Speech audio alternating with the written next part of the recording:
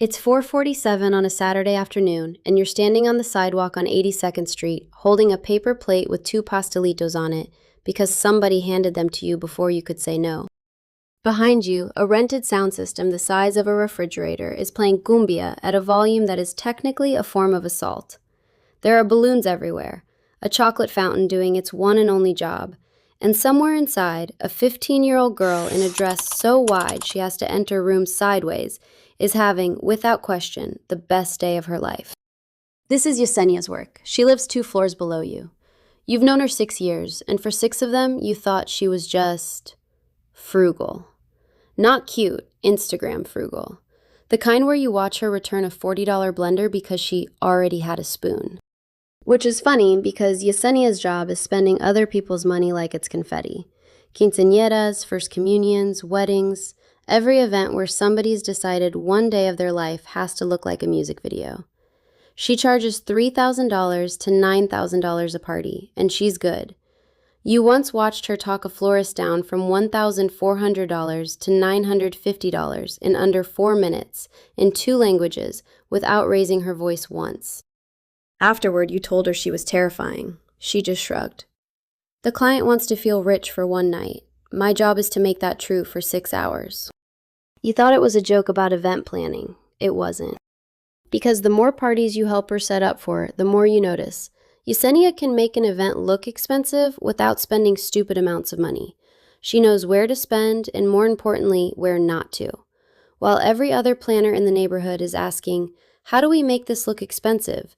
Yesenia is asking, does this actually need to cost this much? That's a different question, and it turns out to be the only one that matters. One night, out of pure nosiness, you do the math.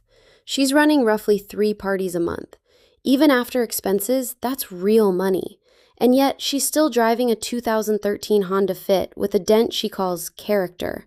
Same black blazer for 6 straight years. Same apartment. Nothing about her life ever seems to upgrade.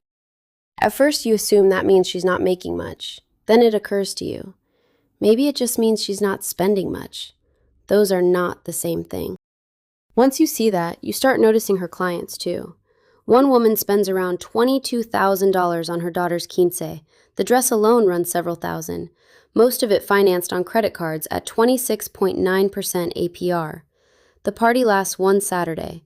The payments last years. You don't judge her for it. You understand it. Nobody wants their daughter remembering that they said no to the dress. That's the part of money nobody puts in a spreadsheet.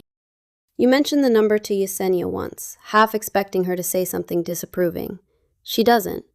That's not my business, she says, taping down a cable so nobody trips on it. My business is making sure the 6 hours are worth it. What she does with her money before she calls me and after she pays me isn't my party. It's the closest thing to a judgment she'll ever offer, and even that isn't really a judgment. It's just a boundary, drawn very calmly, around a number that would keep you up at night if it were yours. But watching Yesenia next to it makes something click. Some people spend money to look like they're doing well. Other people spend money to make sure they will be later. From the sidewalk, those 2 things can look identical. The family with the $20,000 party might be drowning. The woman driving the 12-year-old Honda might own the building. Which, it turns out, she does. She mentions it one afternoon, stapling centerpiece instructions to a folder. She closed. You assume she means a new venue. She means the building. Your building. The one with the laundry room that smells like quarters and regret. You bought this? Yes. With what money? She gives you the look you give someone who's just asked where babies come from. I saved it. For 11 years, it turns out, she's put 30% of every payment, before expenses, before anything, into a separate account. Not whatever's left over. 30% first, automatically, every time. A tax she invented for herself, except instead of funding the government, it funded her future. Suddenly the Honda makes sense. The blazer makes sense. She wasn't failing to enjoy her money. She'd already decided what she wanted it to do. You ask her why she never upgrades the car. It still gets me where I'm going. You start to suspect that's basically her entire financial philosophy in one sentence. If it works, keep it. If it makes money, consider buying more of it. If you only want it because everyone else has it, wait. No secret strategy, no guru, just boring decisions repeated for a very long time, which is unfortunately how most wealth actually gets built. Here's where old money gets interesting, because when people hear that phrase, they think inheritance. Family names, country clubs, a summer house you didn't know summer houses were still a thing. But the useful part was never the inheritance, it's the behavior. Don't spend money convincing people you're wealthy. Spend it making yourself harder to hurt. Lower your fixed costs, buy assets, avoid debt you don't need. Don't upgrade your life every time your income does. That's the part Yesenia had already figured out, alone, without a grandfather who owned a shipping company. Old money was never about how long the family had it. It's a household rule nobody questions anymore. The money stays quiet, the spending stays boring. And she'd simply written that rule for herself, 11 years before anyone thought to ask her real name. You start wondering how many other people on this block are running the same quiet rule. The man at the bodega who's owned it for 22 years and still wears the same apron. The dental office manager who drives a 9-year-old Camry and never once complains about it. You'd always read that as people being stuck or careful or a little behind. Now you're not so sure behind was ever the right word.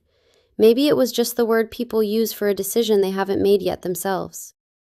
Yesenia is not anti-luxury. She throws parties for a living. She understands why people want something beautiful for one night. Her point is just, don't confuse the memory with the investment. The party is the party. The building is the building. Know which one you're buying. You think about that for a long time, because you'd been doing a smaller version of the same mistake. Upgrading because you got a raise, buying something because everyone around you had it. Asking, can I afford the payment, instead of, do I want this badly enough to give it part of my future? You'd been thinking about affordability. She'd been thinking about opportunity cost. It's a strange thing to sit with, because nothing about it is dramatic. There's no moment where the sky opens up and a voice tells you to open a savings account.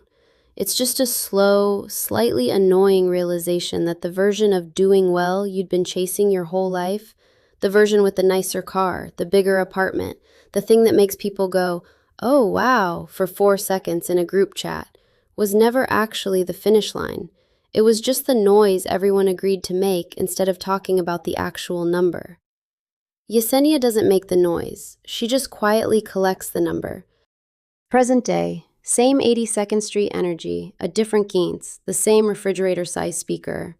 Yesenia's negotiating a DJ down from $600 to $475 with the same flat, cheerful ruthlessness she's had for 11 years. Same blazer, same fit outside, dent included.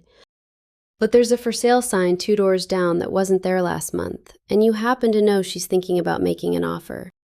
Nobody at the party knows that. The girl in the dress is having the best night of her life. The chocolate fountain is doing its job, and the woman who made all of it possible is standing by the DJ booth, invisible on purpose, quietly calculating what her money can buy next. Nobody at that party thinks she's rich. She doesn't seem to care. She's too busy becoming it. So maybe the next time you see someone who looks like they're just getting by, don't assume they're losing. They might have just stopped performing. And if you're lucky, maybe you're starting to do the same. Tell me, what's one thing you could stop buying to look successful and start doing instead to actually become financially stronger? Write it in the comments.